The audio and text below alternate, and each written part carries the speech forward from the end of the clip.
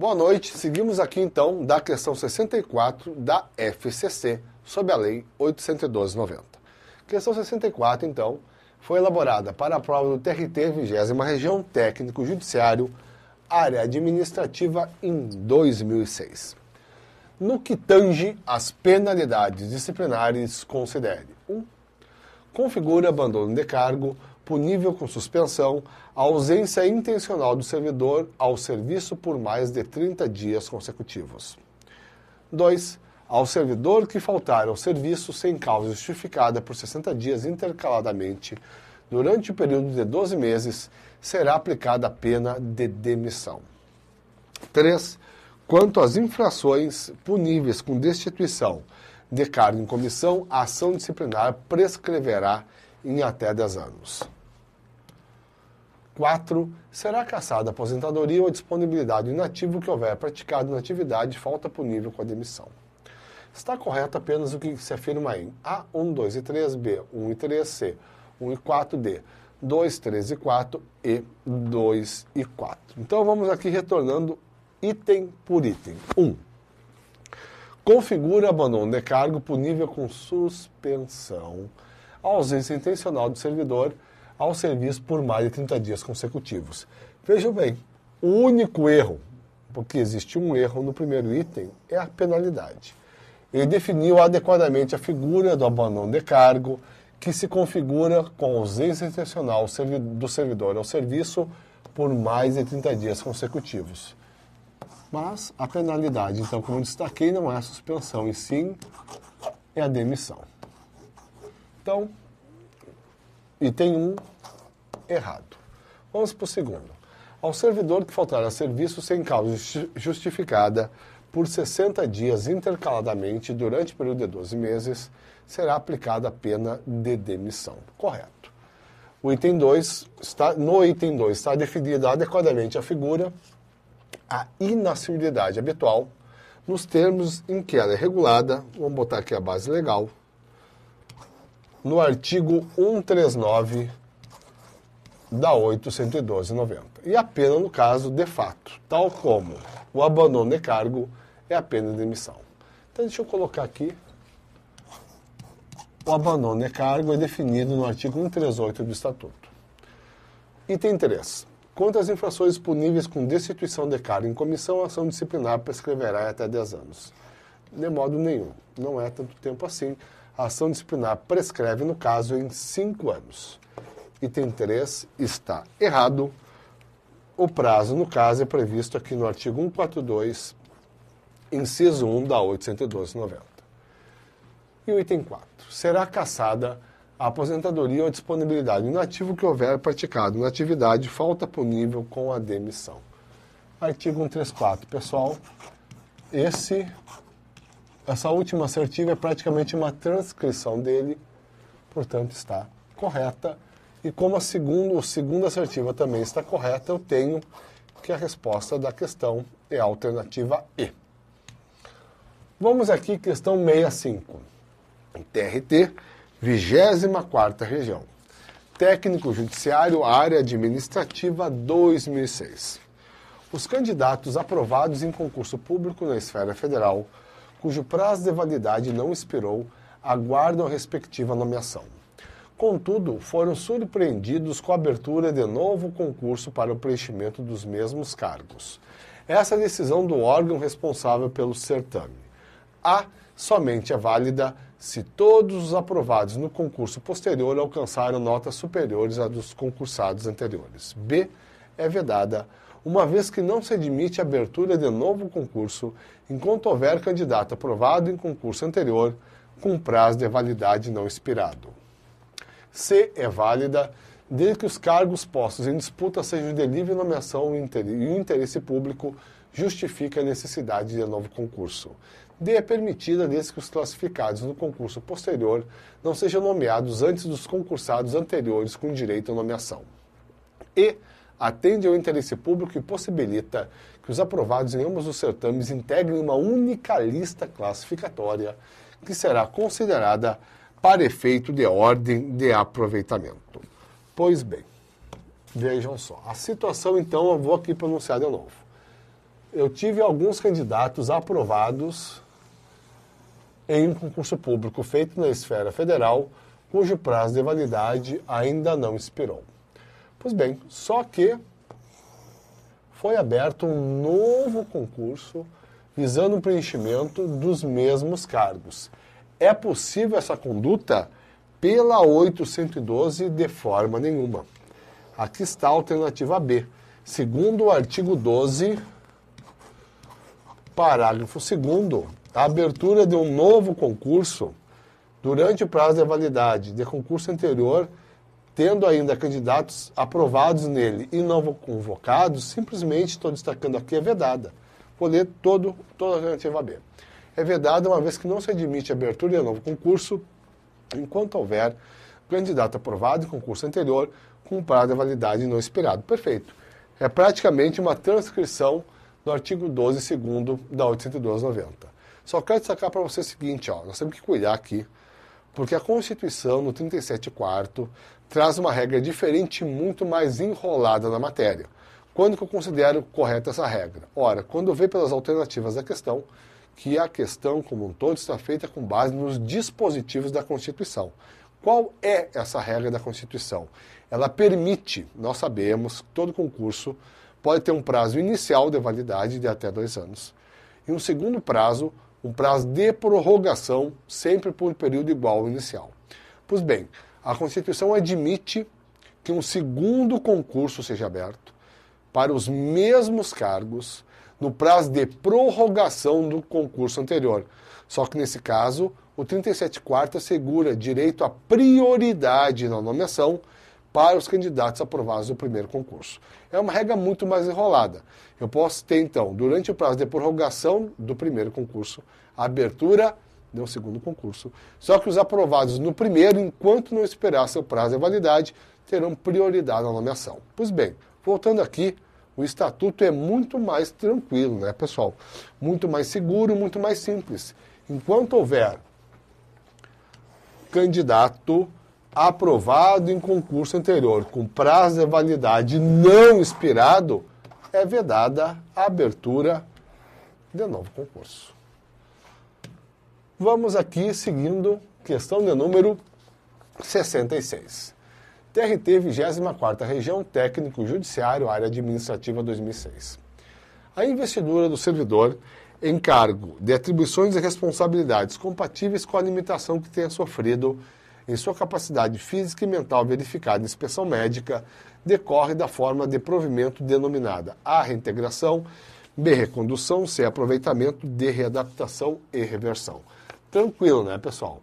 A figura que corresponde à definição do enunciado é a nossa nobre readaptação, prevista no artigo 24 da Lei 812/90. Ela se verifica quando? A readaptação, uma forma derivada de provimento, que tem aplicação quando o servidor, destacando aqui no enunciado, sofre uma limitação em sua capacidade física ou, melhor dizendo, mental, verificada em inspeção médica oficial. O servidor, em virtude dessa limitação, ele não tem mais condições de exercer a contento as funções do cargo originário. Para evitar que o servidor simplesmente seja aposentado por invalidez, a 812 prevê essa figura, a readaptação. Ela permite que o servidor seja investido em um novo cargo, cujas funções sejam compatíveis com a limitação física ou mental que ele sofreu. Vamos aqui então, feito isso, para a próxima questão. Fomos aqui até a 66, vamos para a 67. TRT 24ª Região Técnico Judiciário, Área Administrativa 2006. Com relação ao disposto sobre as férias, observe as seguintes proposições. 1. Dentre outras hipóteses, as férias poderão ser interrompidas por motivo de convocação para serviço eleitoral. 2. As faltas ao serviço poderão ser levadas à conta de férias até o máximo de 10 dias. 3. O servidor poderá acumular suas férias até o máximo de 3 períodos no caso de necessidade do serviço. 4. As férias poderão ser parceladas em até 3 etapas, desde que assim requeridas pelo servidor e no interesse da administração pública. Estão corretas apenas A1 e 2, B1 e 3, C1 e 4, D2 e 3 e 3 e 4. Vejam só, voltando aqui, vamos item por item. Primeiro item. Dentre outras hipóteses, as férias poderão ser interrompidas por motivo de convocação para o serviço eleitoral. Perfeito. Primeiro item está correto, nos termos em que a matéria é regulada pelo artigo 80 do Estatuto. Um dos motivos para que as férias do servidor sejam interrompidas é a convocação para fins de serviço eleitoral. Segundo item, as faltas ao serviço poderão ser levadas à conta de férias. Vou parar aqui. A lei veda que seja levado à conta de férias qualquer falta ao serviço. Em português mais simples, deixa eu colocar aqui, está errado, a matéria é regulada no 77, parágrafo 2º. Seja qual for o número de faltas do servidor durante o ano, mesmo assim vai ter direito a 30 dias anuais de férias. Salvo, é claro, né? Se ele faltar tanto que esse número excessivo de faltas justifique a pena de demissão. Vamos aqui, item 3. O servidor poderá acumular suas férias até o máximo de 3 períodos no caso de necessidade do serviço. Não. O servidor até pode acumular por necessidade do serviço, mas o máximo de 2 períodos. É que diz o artigo 77, parágrafo 3º. Seguindo, vamos fechando a nossa questão, item 4. As férias poderão ser parceladas em até 3 etapas, que assim requeridas pelo servidor e no interesse da administração pública. Perfeito. O último item está correto. A matéria está aqui. 77, parágrafo... Opa, só um segundo.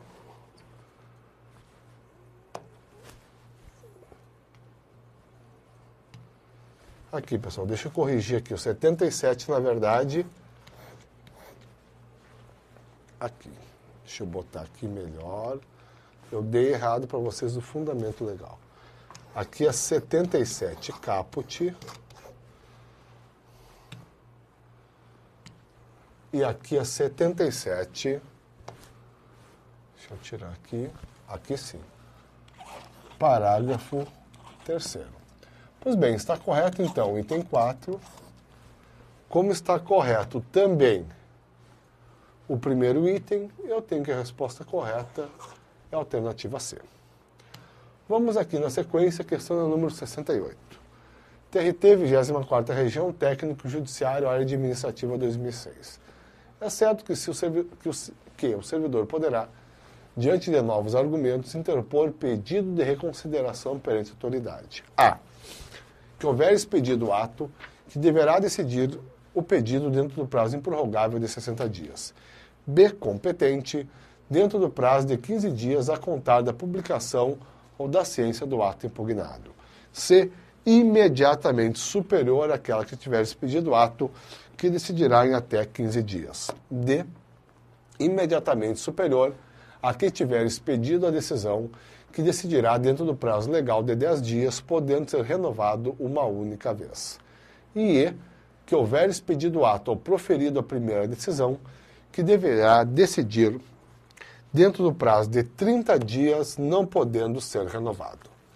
Pois bem, pessoal, das alternativas da questão, a que se conforma a sistemática da lei é a nossa alternativa E.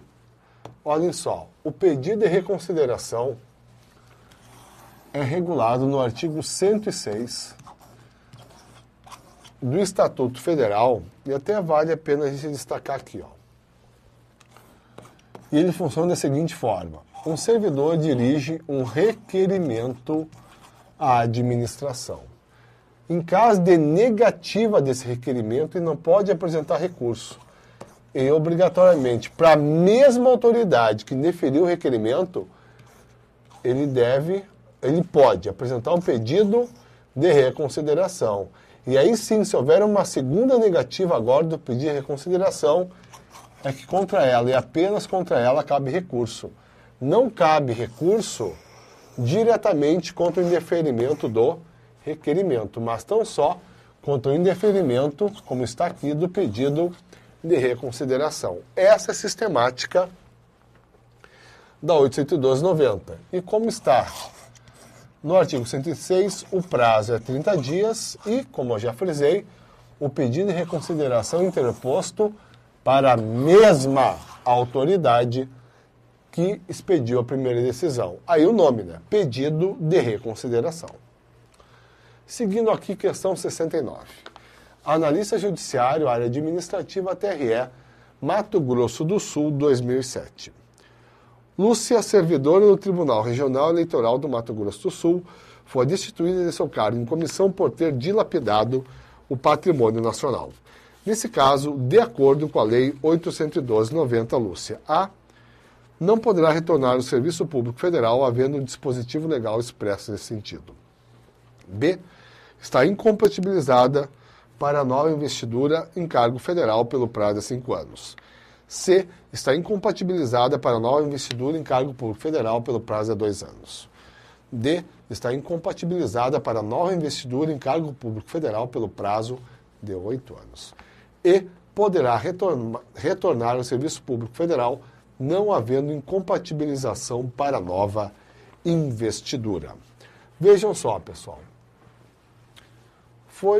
A conduta da nobre Lúcia foi bem light. Ela só dilapidou o patrimônio nacional. A penalidade, nesse caso, sem dúvida, é a nobríssima demissão, se fosse cargo efetivo, como é cargo em comissão, no caso a pena é de destituição, como está expresso no enunciado da questão. Tudo bem, e além disso, o estatuto é extremamente rigoroso. Por quê? Deixa eu botar aqui o fundamento legal, não vai dar espaço aqui. Segundo o nobríssimo artigo 137,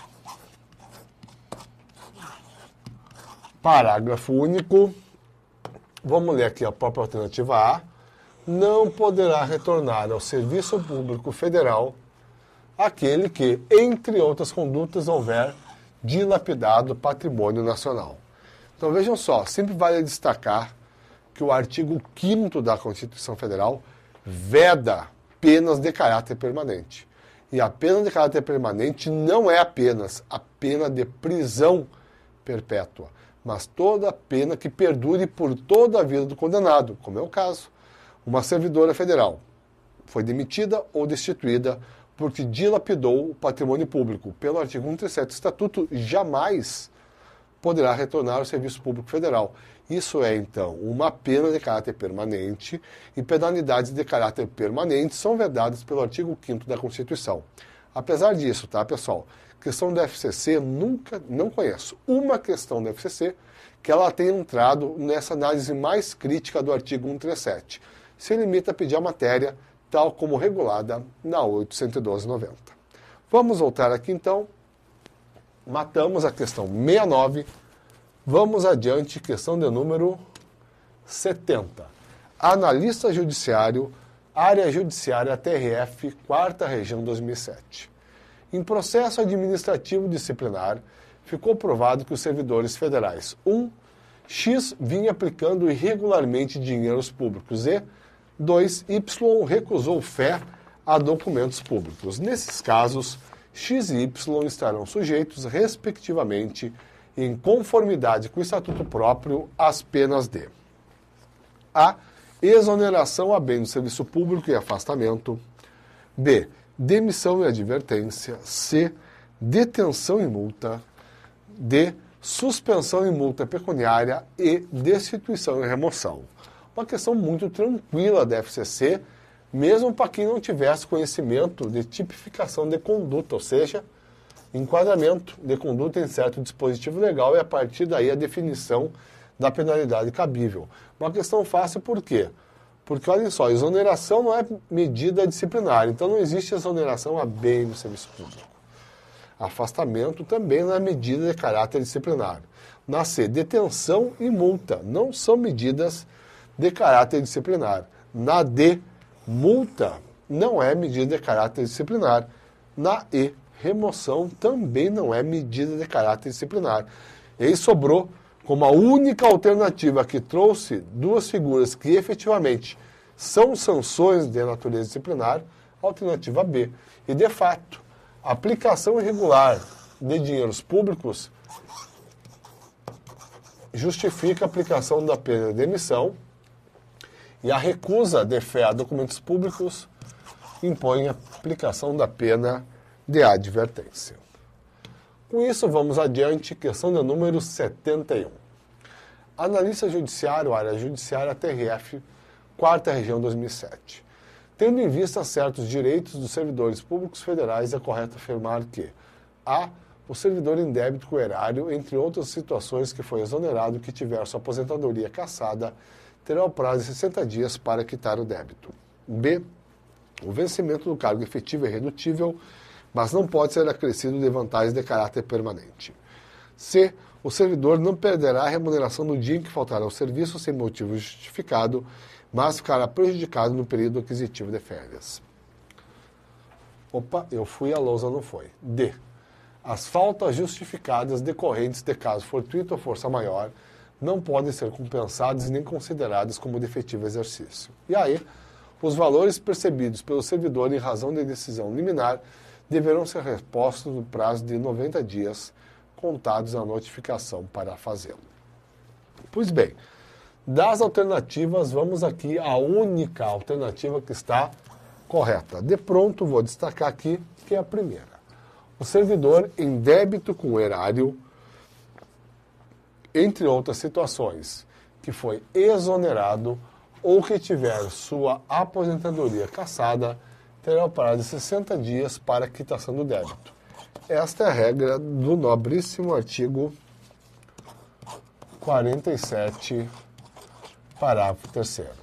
Pois bem, vamos aqui destacando o erro das demais alternativas e colocando o fundamento legal. B. O vencimento do cargo efetivo é irredutível.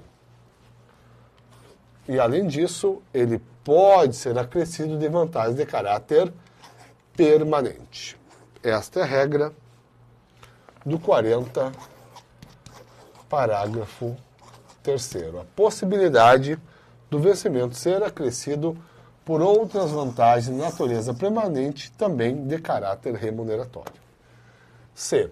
O servidor, vamos cortar um não aqui, perderá a remuneração do dia em que faltar ao serviço sem motivo justificado. Mas ele não vai ficar prejudicado no período aquisitivo de férias. No que toca a perda da remuneração por falta não justificada, a regra está aqui no artigo 44, inciso 1 da lei. D. As faltas justificadas decorrentes de caso fortuito ou força maior não podem ser compensadas e nem consideradas como de efetivo exercício. É só cortar um não aqui, pessoal. Essa possibilidade, a possibilidade de compensação, e aí, a partir daí, a falta compensada ser considerada de efetivo exercício, está prevista aqui no 44, parágrafo único. E aí, a alternativa E. Os valores percebidos pelo servidor em razão de decisão liminar deverão ser repostos no prazo de 30 dias, contados a notificação para fazê-lo. 46 caput. Tranquilo, então, fechamos mais essa questão. Seguimos adiante com a questão de número 72. Analista judiciário, execução de mandados, TRF, 4ª Região 2007. No que diz respeito à posse ou exercício do servidor público federal, é correto afirmar: A. O exercício e a posse ocorrerão no prazo máximo de 20 dias da nomeação. B. A promoção interrompe o tempo de exercício do cargo. C. Não haverá posse nos casos de provimento de cargo por nomeação. D. A posse poderá dar-se mediante procuração específica. E a posse em cargo público, em certos casos, exige inspeção médica. Veja só, creio que é tranquilo, né? Essa questão está correta, alternativa D. A posse poderá dar-se mediante uma procuração específica. Essa procuração, pessoal, ela pode ser por instrumento público ou particular, mas ela tem que ser específica, ou seja, com poderes específicos para a posse. Essa possibilidade de posse por procuração está aqui. Artigo 13, parágrafo 4º do Estatuto. No que toca às demais alternativas, pessoal, a A está errada nos dois casos. O prazo para o exercício é de 15 dias a contar da posse, e o da posse é de 30 dias a contar da publicação do ato de provimento, no caso, a nomeação. O prazo no que toca a posse está previsto aqui no 13, parágrafo 1º. No que toca ao exercício, está previsto no artigo 15, parágrafo 1º da lei. B. A promoção não interrompe o tempo de exercício do cargo. É isso que diz o artigo 17. Alternativa C. Somente haverá posse nos casos de provimento de cargo por nomeação. É o que diz o nosso artigo 13, parágrafo 4º. Pessoal, aqui eu confundi o fundamento legal, tá? Do D é o parágrafo 3º. E aí, a posse em cargo público, em certos casos, não. Sempre exige a aprovação em inspeção médica. É a regra do nobríssimo...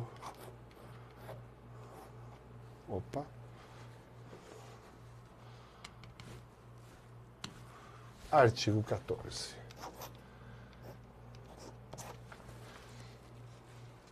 Pois bem, pessoal, fechando aqui uma última questão ainda nessa aula, vamos para a questão 73. Técnico judiciário, especialidade informática, TRF, 4ª região. Dentre outras, não é considerada a penalidade que pode ser imposta ao servidor público federal A. Alternativa A, transferência de atividades ao local. B, cassação de disponibilidade.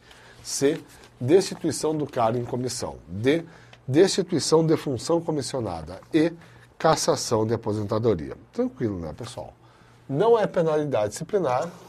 Alternativa A tal de transferência de atividades ao local. A grosso modo seria uma remoção, se fosse uma transferência de local. E remoção é forma de deslocamento do servidor e não penalidade de caráter disciplinar. Então, paramos aqui. Na próxima aula, prosseguimos com a questão 74 seguintes da lei. Obrigado a todos pela atenção e até lá.